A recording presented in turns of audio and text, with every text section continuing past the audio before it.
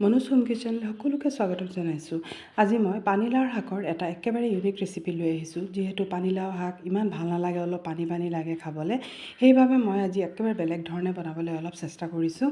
তাৰ কাৰণে মই লৈ লৈছোঁ শাকখিনি ভালকৈ ধুই লৈছোঁ আৰু ধুই পেলাই একেবাৰে মিহি মিহিকৈ এই ধৰণে মই কাটি লৈছোঁ। আৰু এতিয়া এইখিনি কটা হৈ গ'লে চাওক একেবাৰে মিহিকৈ কাটি ল'লোঁ। এতিয়া মই অলপ পিঁয়াজ লৈছোঁ, কেঁচা জলকীয়া লৈছোঁ আৰু অলপ বইল কৰি থোৱা কাবুলি চানা কেইটামান লৈছোঁ। লৈ পেলাই ইয়াতে মই দি দিছোঁ আৰু অলপ জালুক কেইটামান দি দিছোঁ। দি পেলাই এইখিনি মই ভালকৈ পিচি ল'লোঁ, একেবাৰে মিহিকৈ পিচি ল'লোঁ। এতিয়া মই কেৰাহীখন পাতি পেলাই অলপ তেল দিলোঁ, দি পেলাই অলপ হিং দিছোঁ। হিংটো দিব ভাল লাগে আৰু অলপ আজৱাইন কেইটামান দি পেলাই অলপ পিঁয়াজ মই দি দিছোঁ।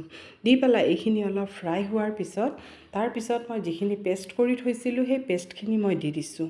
দিয়াৰ পিছত অলপ লাগি আছিলে, অলপ পানী দি দিছোঁ কাৰণ বেছি ডাঠ হৈ গৈছিলে। আৰু অলপ নহৰু আৰু আদা নহৰুৰ পেষ্ট দিছোঁ, হালধি গুড়া দিছোঁ, জলকীয়াৰ গুড়ি দিছোঁ আৰু জিৰা ধনিয়াৰ গুড়া আৰু অলপ চিকেন মছলা দি দিছোঁ। তেতিয়া পানীলাওৰ শাকৰ গোন্ধটো ইমান নাথাকে। আৰু চিকেন মছলা দি দিছোঁ আৰু দিয়াৰ পিছত অলপ নিমখ দি পেলাই ভালকৈ মই লৰাই দিছোঁ। এই ধৰণে অলপ গেছটো ফ্লেমটো হাই কৰি পেলাই অলপ লৰাই দিব। আৰু এতিয়া মই সেইখিনিত অলপ একেবাৰে ফ্লেমটো ল' কৰি দিছোঁ, দি পেলাই ঢাকি পেলাই থৈ দিছোঁ। যেতিয়া ওপৰলৈ তেলটো বিৰিঙি আহিব সেই সময়তে মই এতিয়া অলপ বিলাহী কাটি থোৱা 2টা বিলাহী দি দিছোঁ।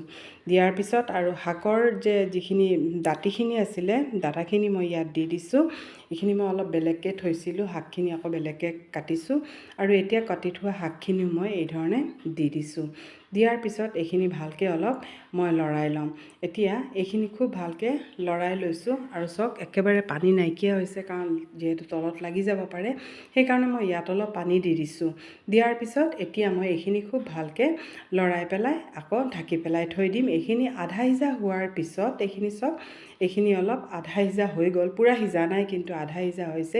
সেই সময়তে মই বইল কৰি থোৱা কাবুলি চানা কেইটামান ইয়াত দি দিম। ইয়াত যিকোনো চানা ব্যৱহাৰ কৰিব পাৰে, কিন্তু কাবুলি চানাৰে টেষ্টটো কিন্তু খুব ভাল হয়।